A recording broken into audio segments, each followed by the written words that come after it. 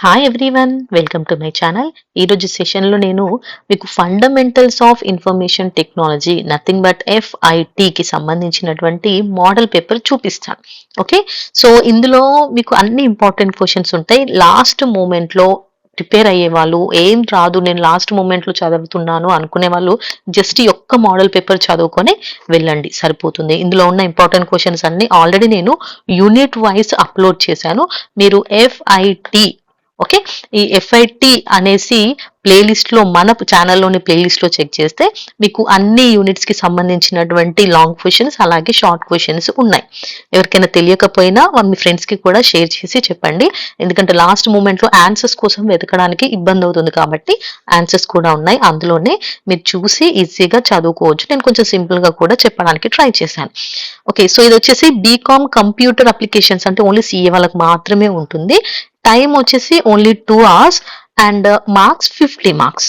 Okay, ఇందులో మీకు total part A ఉంటుంది అండ్ పార్ట్ బి ఉంటుంది. పార్ట్ ఏ వచ్చి 10 మార్క్స్, సో రిమైనింగ్ 40 మార్క్స్ వచ్చేసి మనకు పార్ట్ బిలో ఉంటుంది. పార్ట్ ఏలో షార్ట్ క్వశ్చన్ ఆన్సర్స్ ఉంటాయి, పార్ట్ బిలో లాంగ్ క్వశ్చన్ ఆన్సర్స్ ఉంటాయి. Part A short question answers కి 2 మార్క్స్ ఈచ్ అయితే లాంగ్ క్వశ్చన్ ఆన్సర్స్ కి 8 marks each. Okay, and next ఇందులో మీరు ఏవైనా 5 రాయాలి, ఇందులో కూడా ఏవైనా 5 రాయాలి. ఇందులో మీకు చాయిస్ ఉంటుంది.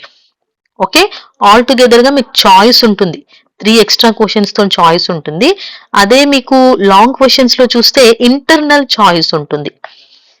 ఒకసారి ఇక్కడ ఉన్నటువంటి పేపర్ ని చూడండి. Part A 5 into 2 10 marks. Okay, ఇది షార్ట్ క్వశ్చన్ ఆన్సర్స్. ఇక్కడ మీకు 5 రాయమన్నారు. క్వశ్చన్స్ చూడండి, 8 క్వశ్చన్స్ ఇస్తారు. 8 క్వశ్చన్స్ లోని ఏవైనా 5 మాత్రమే రాయాలి. మీకు ఎక్కువ వస్తే కూడా ఎక్స్ట్రా అని పెట్టి రాసేయండి, ఏం పర్వాలేదు. మీకు ఏదైనా మిస్టేక్ లో తక్కువ మార్క్స్ వచ్చినా దాంట్లో కన్సిడర్ చేస్తారు. సో ఇవన్నీ కూడా చాలా ఇంపార్టెంట్ క్వశ్చన్స్. ఇక ఈ షార్ట్ క్వశ్చన్స్ కాకుండా లాంగ్ క్వశ్చన్స్ చూస్తే అవి పార్ట్ బి కిందకి వస్తే ఇది ఈచ్ వన్ 8 మార్క్స్ క్యారీ చేస్తుంది. అసలు షార్ట్ క్వశ్చన్ కి మరి ఎన్ని పేజెస్ లో రాయాలంటే కనీసం హాఫ్ పేజ్ అయినా ఉండేలాగా చూడండి ఆన్సర్ ని.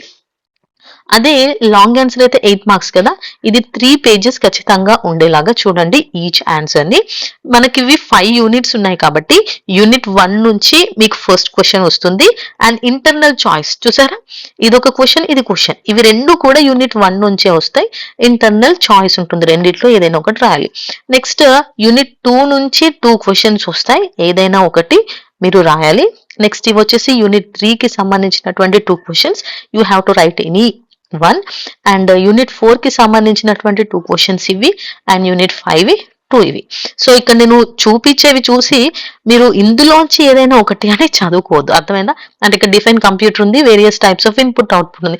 సో ఆల్రెడీ ఏదైనా ఒకటే కదా, సో నేను ఓన్లీ ఇది ఒక్కటే చదువుకుంటాను, ఇది చదవను లాస్ట్ మూమెంట్ లో అని అనుకోవద్దు. ఇవి రెండు చదువుకోవాలి, ఎందుకంటే ఇవి రెండు చదువుకుంటే రెండిట్లో ఖచ్చితంగా ఏదో ఒకటి వస్తుంది అనేసి. సో ఇక్కడ ఉన్న 10 క్వశ్చన్స్ ఖచ్చితంగా చూసుకోండి. ఓన్లీ యాస్టిస్ ఇదే క్వశ్చన్ పేపర్ రాదు కాబట్టి ఇందులోంచి వస్తాయి అనేసి లాస్ట్ మూమెంట్ వాళ్ళు ఇందులోంచి చదువుకోండి అని చెప్తున్నాను. ఓకేనా? అండ్ ఖచ్చితంగా సైడ్ హెడ్డింగ్స్ అనేది మెయిన్. ఏం చదివినా చదవకపోయినా సైడ్ హెడ్డింగ్స్ పెట్టి లోపల ఇన్ఫర్మేషన్ ని మీరు కొంచెం ఓన్ సెంటెన్సెస్ యూజ్ చేసినా కూడా పర్వాలేదు. అండ్ డయాగ్రామ్స్ ఉంటే డయాగ్రామ్స్ వేయండి, లైక్ ట్రీ డయాగ్రామ్స్ ఉంటే ట్రీ డయాగ్రామ్స్, లేదంటే మన పిక్చర్స్ లాగా ఉంటే అవన్నింటినీ వేయడానికి ట్రై చేయండి. Okay, this is all about the FIT question paper pattern. Hope you all guys caught my point. మీరు ఎలా అయినా మంచి స్కోరింగ్ చేసుకోవాలి, సైడ్ హెడ్డింగ్స్ మర్చిపోవద్దు, అన్ని క్వశ్చన్స్ ని అటెంప్ట్ చేయండి. ఓకే, సో మనం మళ్ళీ నెక్స్ట్ వీడియోలో మళ్ళీ కలుద్దాం. Thank you for watching my video. By by.